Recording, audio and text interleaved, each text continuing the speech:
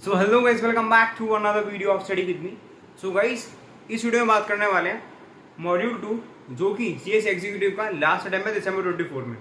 तो उसको किस तरीके से पढ़ना चाहिए, कैसे हम उसके सब्जेक्ट में एग्जामिशन ला सकते हैं, और लास्ट 1 मंथ बचा है तो कैसे हम मल्टीपल रिविजन एटलीस्ट 3 रिविजन कैसे देने हैं, इस वीडियो में बात करने वाले हैं पूरा A to Z के बारे में। ठीक है, तो गाइस चैनल सब्सक्राइब नहीं किया हो तो कर देना, लाइक कर देना, वीडियो को शेयर कर देना उन दोस्तों में जिसका सीएस एग्जीक्यूटिव का मॉड्यूल 2 रह गया है। ठीक है, अब बात करते हैं भाई सीएस एग्जीक्यूटिव मॉड्यूल 2। 4 सब्जेक्ट हैं, ध्यान से सुनना। ओवरव्यू बता देता हूँ, फिर आपको बताता हूँ कैसे आपको किस तरीके से शेड्यूल बनाना है, कैसे आपको 3 रिवीजन करना है। अब देखो 4 सब्जेक्ट हैं, SLCM, EBCL और 2 आपके न्यूमेरिकल वाले हैं, FSM और CMA। ठीक है, अब देखो इसमें से आपको पास होने के लिए पता है 40% आपको हर सब्जेक्ट में चाहिए, टोटल मिला के 50% यानी 200 मार्क्स चाहिए।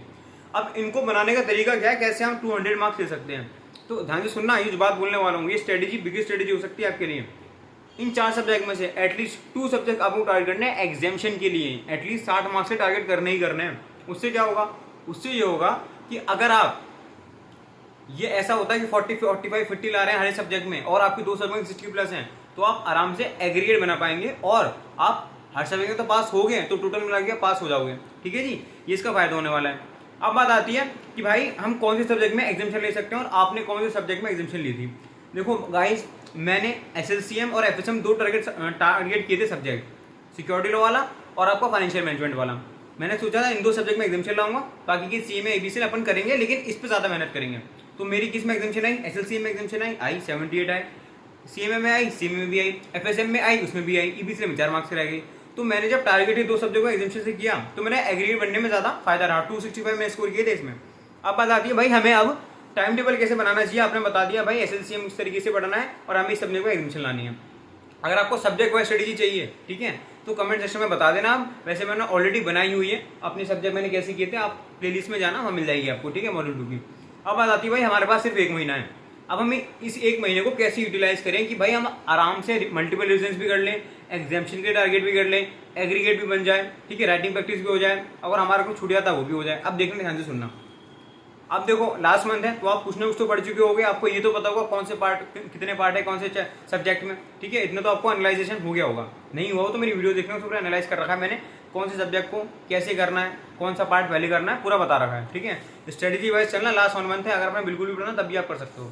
अब देखो आपको क्या करना है, मैं लेके चलता हूँ, आपको 3 रिविजन करने हैं एटलीस्ट। अब एग्जाम में सिर्फ आपके बचे हैं 30 दिन, तो अभी आपको फर्स्ट रिविजन करोगे तो आपको क्या करना है, 20 दिन को डिवाइड करना है 5 डेज में, मतलब 5 डेज एक सब्जेक्ट को देने हैं, 5 डेज एक सब्जेक्ट को देने हैं। मैंने भी ऐसे ही किया था। तो देखो सबसे पहले आपको SLCM और FSM टारगेट करना है। छोटे सब्जेक्ट हैं, इजी सब्जेक्ट हैं, स्कोरिंग सब्जेक्ट हैं, आराम से इसमें एग्जामिशन ला सकते हो। ठीक है, SLCM का पार्ट भी पहले करना और स्ट्रेटेजिक मैनेजमेंट पहले करना है FSM में। ठीक है, क्योंकि पार्ट भी 30 मार्क्स आराम से दे देगा SLCM, उधर से आपको FSM दे देगा आराम से 40 मार्क्स। ठीक है, 40 में से 30 लाने की कोशिश करना, उधर 30 में से एटलीस्ट 22 नंबर लाने की कोशिश करना। ठीक है, इससे आपको 40 आराम से बच जाएगा। अब बात आती है SLC में पार्ट A की और फाइनेंशियल मैनेजमेंट में। फाइनेंशियल मैनेजमेंट आपके चैप्टर्स हैं, कॉस्ट ऑफ कैपिटल हो गया, कैपिटल बजटिंग हो गया, वर्किंग कैपिटल हो गया। भाई छोड़ना बात, मोस्ट इंपॉर्टेंट क्वेश्चन हैं। ठीक है, इसमें से आप स्कैनर करना चाहते हो स्कैनर भी कर सकते हैं। ठीक है, जिसने ऑलरेडी पढ़ लिया है सब तो स्कैनर करना, जिसने नहीं पढ़ा है मैराथन रिवीजन जरूर देखना। अब बात आती है भाई SLCM हो गया, FSM हो गया, 5 डेज SLCM, 5 डेज FSM। ठीक है, 10 आपके निकल गए। ठीक है दिन। अब आते हैं आपके नेक्स्ट डेज को भी ऐसे टारगेट करना है आपको, 5 डेज EBCL, 5 डेज CMA। ठीक है, तो आपको इन 20 दिन को 5-5 डेज में डिवाइड करना है, हर एक सब्जेक्ट को करते रहना है। अब आपको माइंड में से लगाना है भाई पहले दिन ही ना अपना जो बेस्ट है वो देने लगना है। ऐसे नहीं आप 2 घंटे पढ़ रहे हो, 4 घंटे पढ़ रहे हो, 6 घंटे पढ़ रहे हो, पहले दिन से ये 5 दिन आपकी डिसाइड कर सकते हैं आपकी रिजल्ट क्या होने वाला है, एग्जाम आपके कैसे जाने वाले हैं। तो इन 5 डेज में कोई भी सब्जेक्ट उठा रहे हो आप, चाहे SLCM उठा रहे हो, चाहे EBCL उठा रहे हो, जो मैंने स्ट्रेटेजी बताई है उसके हिसाब से पढ़ना और पहले ही दिन कोशिश करना क्या है, जो मैं सोच रहा हूँ ना उससे डबल ही मेरे कवर हो जाए। इस तरीके से माइंडसेट लेके चलना अभी यहाँ पे लास्ट 1 मंथ पे, तभी हो पाएगा। ठीक है, तो आपके 5-5 दिन करके पहला रिवीजन 20 दिन में कंप्लीट हो जाएगा। भाई 20 दिन में कंप्लीट होगा, हाँ जी। अब आपको क्या करना है, आपके नेक्स्ट 10 डेज बचेंगे। ठीक है, तो उसमें आपको दो दिन में एक सब्जेक्ट रिवाइज करना है।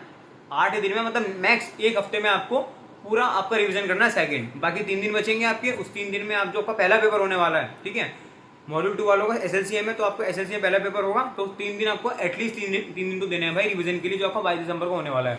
समझ गए? तो इस तरीके से करना है। पहला रिवीजन आपका 20 दिन में हो जाएगा, दूसरा रिवीजन आप 1 हफ्ते में कर दोगे, तीसरा रिवीजन एग्जाम से पहले पढ़ोगे तो वो हो जाएगा। ठीक है, तो इस तरीके से आपको अपनी लेके चलनी है पूरी की पूरी तैयारी। अब बात आती है भाई राइटिंग प्रैक्टिस भी तो करनी है, स्कैनर्स भी तो करना है।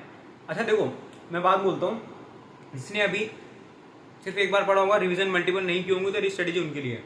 जिसने भाई ऑलरेडी 3 से 4 रिवीजन कर चुके हैं, तो इस टाइम पे आप लोग क्या कर सकते हैं, आप लोग पास्ट पेपर उठाना, पास्ट पेपर करना। अब ऐसे मत करना 3-3 घंटे भाई बैठ के सॉल्व कर ले हो। एक पास्ट पेपर कर लेना, 3 घंटे बैठ के करना चाहो तो, टाइम हो तब करना। अदरवाइज आपको पास्ट पेपर देखने कौन कौन से क्वेश्चन आते हैं और मुझे कितने मैंने पढ़े हुए हैं। ठीक है, ऐसे पास्ट पेपर आप करोगे, एक कोई पास्ट पेपर उठा लेना, लास्ट अटेम्प्ट का उठा लेना, उसे सॉल्व करने लग जाना। ठीक है, पूरे 3 घंटे देके, ये पूरी स्ट्रेटेजी होती है, आप इस तरीके से कर सकते हैं। ठीक है जी। बाकी राइटिंग प्रैक्टिस में बोलूंगा उनके लिए है जिनके पास टाइम हो। जिसने अभी कुछ भी नहीं पढ़ा है, आप मैराथन रिवीजन देखो, 5 दिन में जैसे मैंने बताया वो कवर करो। कोशिश करो कि यार लास्ट 1 मंथ आप यूटिलाइजेशन कर लो अच्छे से। थोड़ी सी नींद कम हो रही है होने दो, थोड़े से फ्रेंड्स सेक्रीफाइस हो रहे हैं होने दो। लास्ट 1 मंथ है भाई, थोड़ा सा और मेहनत करके शिद्दत से मोटिवेशन लेवल हाई रख के लगे रहो। लास्ट 1 मंथ है, कोई दिक्कत नहीं आनी चाहिए आप लोगों को, क्योंकि अब तक आपने हो सकता है कि यार पढ़ रहे हो, मन नहीं कर रहा हो तो रख दिया साइड में, सिर्फ 2 घंटे पढ़े, 3 घंटे पढ़े, 4 घंटे पढ़े। लेकिन अब आपको भाई एटलीस्ट आपको टारगेट दे रहा हूँ 12 से 14 घंटे तो आपको यूटिलाइज करना है टाइम अच्छे से अपना। ठीक है, एटलीस्ट बोल रहा हूँ, इससे ऊपर जाओगे तो और आपके लिए इतना अच्छा है। आप 5 दिन में 4 दिन कवर करने हो सकता है, दूसरा सब्जेक्ट हो तो आप वहाँ पे 6 दिन लगा दोगे। ठीक है, कोई प्रैक्टिकल सब्जेक्ट है आपके CMA FS में, आपको क्वेश्चन समझ में नहीं आ रहा। अब देखो एक चीज़ और, अगर आपको कोई चैप्टर या कोई टॉपिक समझ में नहीं आया ना, तो वहाँ पे भाई घंटों मत लगाना कि 2-3 घंटे टॉपिक को लगा रहे हो। नहीं आ रहा उसे लिख लो कॉपी में, यार ये मुझे नहीं आ रहा, इसको बाद में देखूंगा। दूसरे चैप्टर पे इसकी हो जाओ, दूसरे टॉपिक पे इसकी हो जाओ। ऐसा मत करना कि भाई वो टॉपिक समझ में नहीं आ रहा, 3-3 4-4 घंटे लग रहे हो ऐसे क्वेश्चन में। क्योंकि मेरे साथ हुआ था एक बार ऐसा, मुझे क्वेश्चन नहीं आ रहा था वर्किंग कैपिटल का, हालांकि उस टाइम स्कैनर कर रहा था मैं, स्कैनर क्वेश्चन नहीं आ रहा था भाई, मैंने 3 घंटे क्वेश्चन को दिए थे, तब भी जाके सॉल्व नहीं हुआ था वो, तो फिर मैंने उसे छोड़ ही दिया था। ठीक है, समझ रहे हो? तो अगर कभी ऐसा होता है आपके साथ कि यार मुझे कोई क्वेश्चन या कोई टॉपिक समझ में नहीं आ रहा है, तो हमें वो टॉपिक को अभी होल्ड पे रख देना है। उसके चक्कर में आपके आने वाले 10-15 मार्क्स जो टॉपिक हो सकते हैं उसको आप लीव कर दोगे या फिर उसको जल्दी जल्दी निकाल दोगे। तो ये चीज़ नहीं करनी है। अब बात आती है भाई, आपने स्ट्रेटेजी बताई वो हमने कर ली, राइटिंग प्रैक्टिस हमने रिविजन कर लिया था, राइटिंग प्रैक्टिस कर ली हमने, पास्ट पेपर देख लिए। अब क्या बात आती है? अब बात आती है भाई सबसे इंपॉर्टेंट चीज़ जो बताने वाला हूँ वीडियो की यही है कि जब एग्जाम में जाओ तो भाई हम प्रेजेंटेशन दे कैसे लिखना है। अब देखो, जब भी आप लिखोगे ना, जैसे आप कोई न्यूमेरिकल सॉल्व कर रहे हो, जब आंसर आता है लास्ट में तो उसे ना बॉक्स में बंद कर देना। ठीक है, ऐसा बॉक्स बनाना या अंडरलाइन करना, ऐसे आपको न्यूमेरिकल सॉल्व करने हैं। ठीक है, जब भी आपका आंसर आए तो लिखना, जैसे आप 1A सॉल्व कर रहे हो तो 1A। ठीक है, ऐसे करना। अब एक पेज पे एक ही आंसर लिखना, ऐसा मत करना एक पेज का हाफ आंसर कंप्लीट हो गया भाई मैसेज शुरू कर दिया 1B, ऐसा मत करना। तो नेक्स्ट उससे स्टार्ट करना गाइस।